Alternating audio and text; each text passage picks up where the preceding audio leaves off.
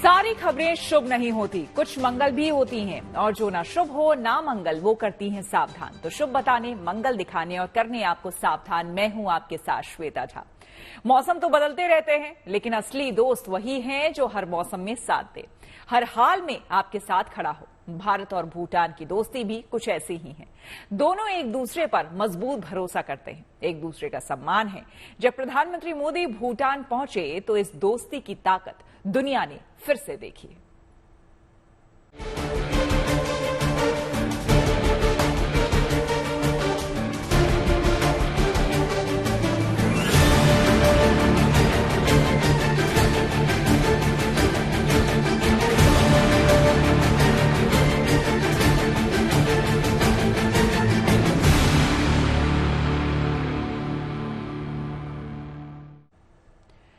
भारत के लिए पड़ोसी देश भूटान की दोस्ती क्या मायने रखती है, इसका अंदाजा इस बात से लगाया जा सकता है कि लोकसभा चुनाव की तैयारियों के बीच प्रधानमंत्री वहां दौरे पर हैं।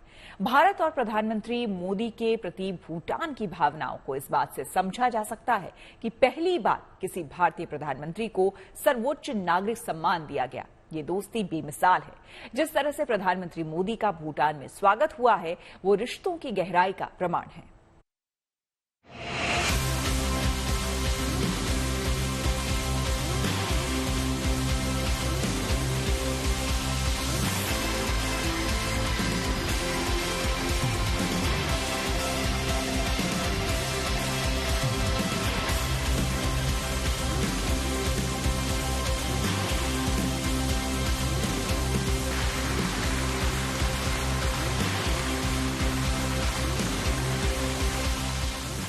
ना तो इस खुशी को लफ्जों में बयान किया जा सकता है और ना इस गर्मजोशी को।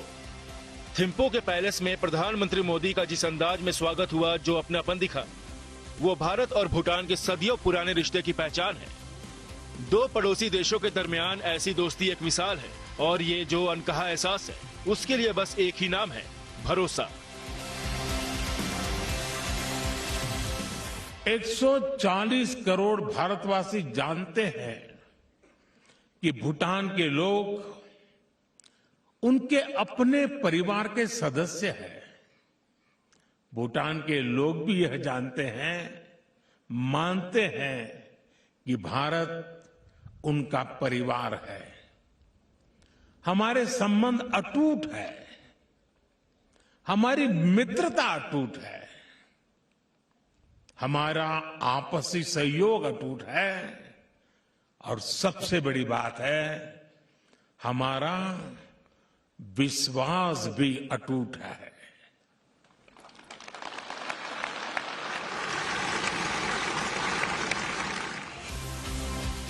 भारत के लिए भूटान कितना अपना है, कितना खास है, इसे इस बात से समझिए कि देश में लोकसभा चुनावों की तारीखों का ऐलान हो चुका है, पर चुनावी तैयारियों में मशरूफ होने के बावजूद पीएम मोदी इस वक्त भूटान के दौरे पर हैं। आम चुनावों के ऐलान होने के बाद किसी विदेश दौरे पर जाने वाले मोदी पहले प्रधानमंत्री हैं। इस तरह उन्होंने दुनिया को भी मैसेज दे दिया कि भूटान भारत के लिए क्या अहमियत रखता है। जहां तक भूटान की बात है, भारत के लिए उसकी भावनाएं भाई जैसी हैं। भूटान के प्रधानमंत्री शेरिंग टोब्गे जब एयरपोर्ट पर पीएम मोदी से मिले तो उन्हें गले लगा लिया, कहा, स्वागत है मेरे बड़े भाई। एयरपोर्ट पर पीएम मोदी को गार्ड ऑफ ऑनर दिया गया।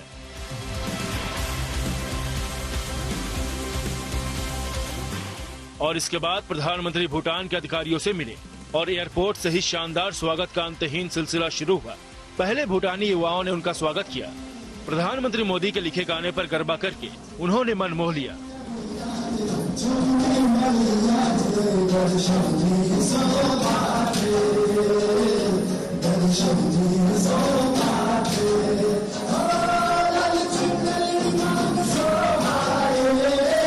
पारो अंतर्राष्ट्रीय हवाई अड्डे से थिम्पू तक के 45 किलोमीटर लंबे रास्ते को भारत और भूटान के झंडों से सजाया गया था। सड़क की दोनों ओर खड़े भूटानी लोगों ने हाथ हिलाकर, झंडे दिखाकर अपनी खुशी का इजहार किया।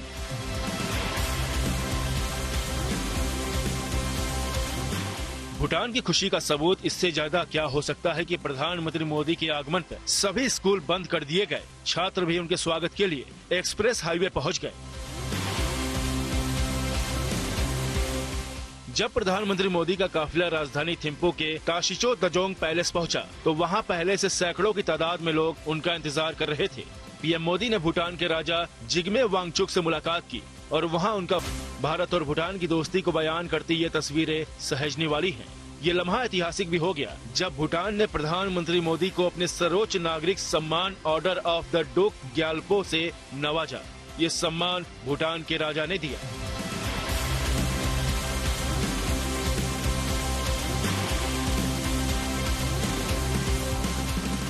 आज एक भारतीय के नाते मेरे जीवन का बहुत बड़ा दिन है। आपने मुझे भूटान के सर्वोच्च राष्ट्रीय अवार्ड से सम्मानित किया है। यह सम्मान मेरी व्यक्तिगत उपलब्धि नहीं है। ये भारत और 140 करोड़ भारतीयों का सम्मान है। भूटान की इस महान भूमि पर मैं सभी भारतवासियों की ओर से यह सम्मान नम्रता से स्वीकार करता हूं और इस सम्मान के लिए आपका और भूटान की जनता का हृदय से कोटि कोटि धन्यवाद करता हूं। पड़ोसी मुल्क के तौर पर भूटान और भारत की सिर्फ सीमा नहीं मिलती, बल्कि दोनों इतिहास और परंपराओं से जुड़े हैं। प्रधानमंत्री मोदी ने अपने संबोधन में भूटान के साथ ऐतिहासिक रिश्तों के अलावा तरक्की के रास्ते में साझेदारी का भी जिक्र किया।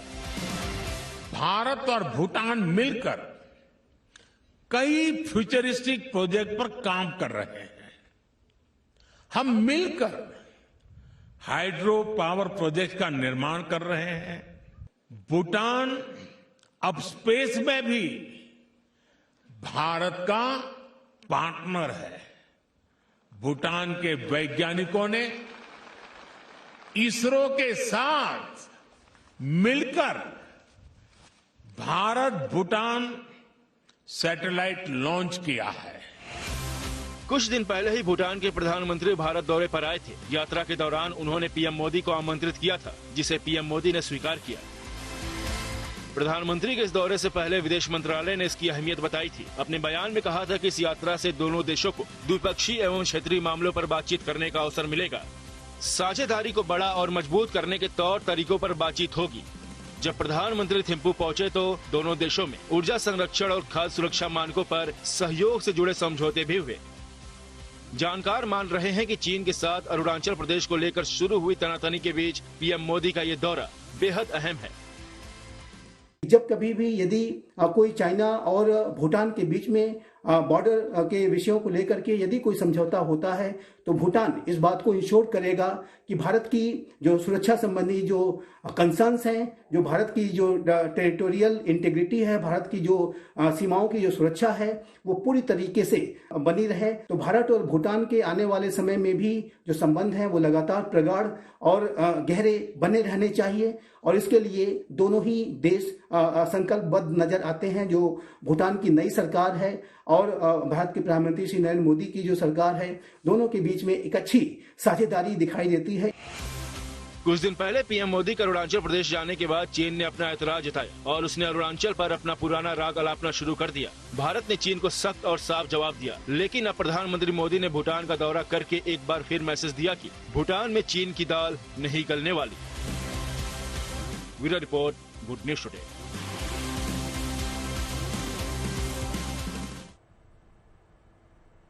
आपको बता दें कि भूटान न सिर्फ भारत का करीबी दोस्त है, बल्कि राजनीतिक तौर पर भारत के लिए बेहद अहम भी है।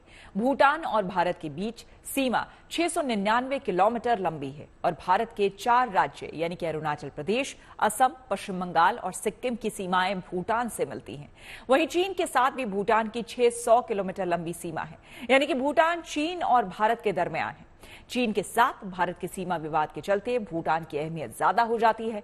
भारत की सबसे बड़ी चिंता डोकलाम को लेकर है।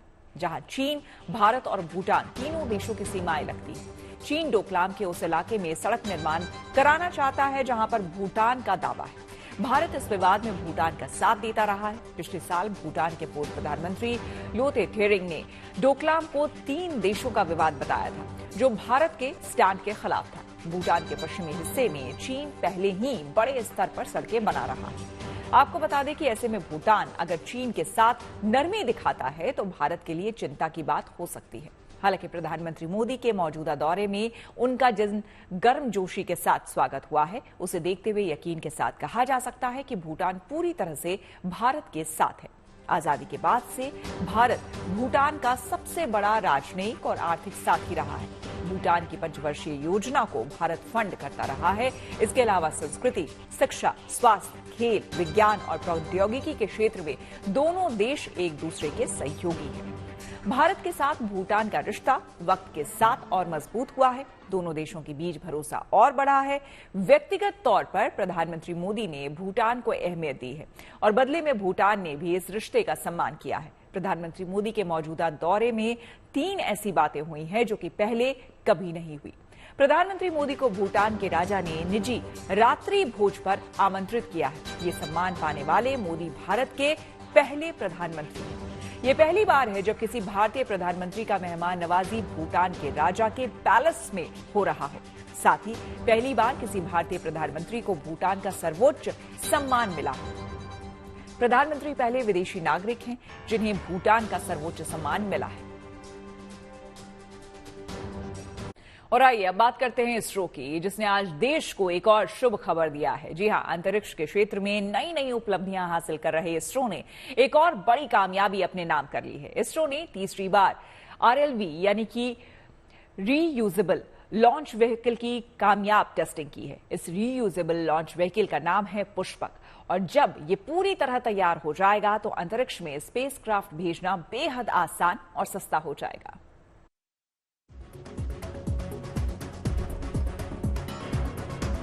इस प्लेन ने जैसे ही हवा से जमीन पर कदम रखा, धड़कनें थम गई। लेकिन रनवे पर भागते हुए जब प्लेन से लगा पैराशूट खुला और प्लेन की लैंडिंग हो गई, तो वहां मौजूद लोग खुशी से झूम उठे।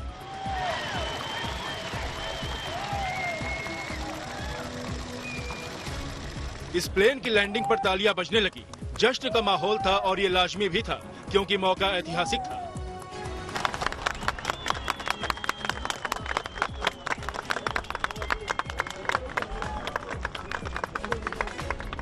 आप सोच रहे होंगे कि इस छोटू से प्लेन की लैंडिंग पर ऐसी क्या खुशी, इसमें ऐसी क्या बड़ी बात है। लेकिन आप जानकर हैरान रह जाएंगे कि जिसे आप मामूली प्लेन समझ रहे हैं, वो असल में स्पेस शटल है। जी हाँ, भारत का अपना स्वदेशी स्पेस शटल, नाम है Pushpak. Indian space research organisation यानी इसरो ने शुक्रवार को स्वदेशी स्पेस शटल पुष्पक की सक्सेसफुल लैंडिंग करके इतिहास रच दिया। अंतरिक्ष के क्षेत्र में संभावनाओं के नए द्वार खुल गए।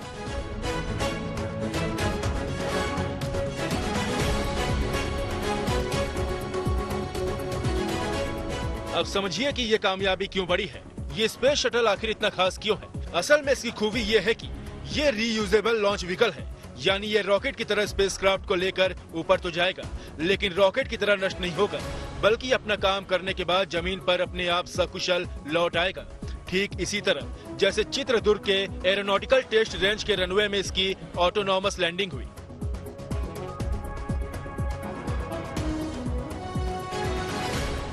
यानी उपग्रह भेजने के लिए बार बार नए रॉकेट की जरूरत नहीं होगी। ये स्पेस शटल हर बार तैयार रहेगा। असल में जब अंतरिक्ष में मिशन भेजा जाता है तब 2 चीजें अहम होती हैं, पहला रॉकेट और दूसरा स्पेसक्राफ्ट। रॉकेट का काम स्पेसक्राफ्ट को अंतरिक्ष में पहुंचाना होता है, लेकिन एक बार रॉकेट अंतरिक्ष में गया तो बेकार हो जाता है, उसे समुद्र में गिरा दिया जाता है। आमतौर पर पूरी दुनिया में इसी तरह अंतरिक्ष मिशन को अंजाम दिया जाता है। लेकिन अब भारत रीयूजेबल रॉकेट को विकसित कर रहा है ताकि बहुत महंगा रॉकेट बूस्टर मिशन के बाद रिकवर हो जाए और आगे भी इसका इस्तेमाल हो और मिशन सस्ता हो जाए। पुष्पक की कामयाब लैंडिंग ने इसरो को रीयूजेबल रॉकेट के करीब ला दिया है।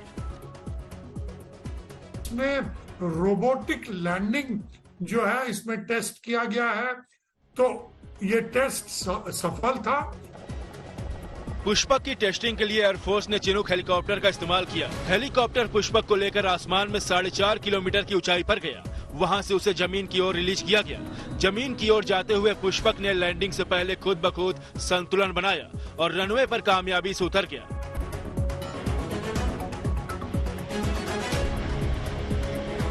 इससे पहले भी इसरो रीयूजेबल लॉन्च व्हीकल यानी RLV का 2016 और 2023 में लैंडिंग एक्सपेरिमेंट कर चुका है। इसरो का ये रीयूजेबल स्पेसक्राफ्ट 6.5 मीटर लंबा और 1.75 टन वजनी है। स्पेसक्राफ्ट भेजने के अलावा इसका इस्तेमाल ऑर्बिट में खराब हुए सैटेलाइट को रिपेयर करने में भी हो सकता है, यानी उसे नष्ट नहीं करना होगा। बताया जा रहा कि ये सैटेलाइट में ईंधन भरने में भी कारगर होगा, साथ ही रिसर्च में भी काम आएगा। रीयूजेबल स्पेसक्राफ्ट दुनिया के लिए नई बात नहीं है। पहले भी अमेरिकी स्पेस एजेंसी नासा ऐसा स्पेस शटल बना चुका है, जिसे कोलंबिया नाम दिया गया था। इसी तरह रूस ने बुरान नाम का ये टेक्नोलॉजी विकसित किया था, लेकिन बाद में दोनों देशों ने इस मिशन को बंद कर दिया। जानकार मान रहे हैं कि इसरो जिस तकनीक का काम कर रहा है वो नई है और अमेरिका या रूस के मुकाबले एडवांस है, इसलिए इसकी सफलता की गारंटी है। भारत भी इस दिशा में काफी आगे बढ़ चुका है। माना जा रहा कि 2030 तक हमारा पुष्पक पूरी तरह तैयार होगा और तब पृथ्वी की निचली कक्षा में 10,000 किलोग्राम से ज्यादा वजन ले जाने में सक्षम होगा और सैटेलाइट लॉन्च की लागत 10 गुना कम हो जाएगी। Bureau report, good news today.